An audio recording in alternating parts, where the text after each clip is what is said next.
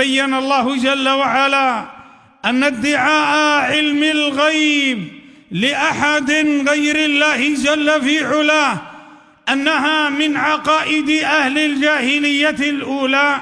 واعلم أيها المسلم الكريم أنه قد دل كتاب الله رب العالمين وسنة نبيه المصطفى الأمين وإجماع علماء الأمة البررة الميامين أن من ادعى علم الغيب فقد كفر.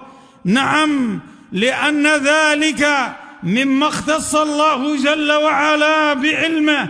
فقد نقل ابن عبد البر المالكي رحمه الله تعالى وغيره أن من ادعى علم الغيب فقد كفر.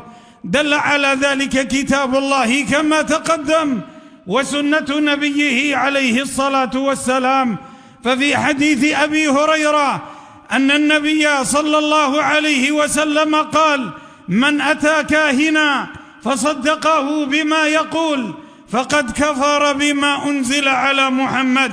وفي حديث عمران بن حسين أن النبي صلى الله عليه وسلم قال: ليس منا من تطير أو تطير له أو تكهن أو تكهين له أو سحر أو سحر له، ومن أتى كاهنا فصدقه بما يقول فقد كفر بما أنزل على محمد.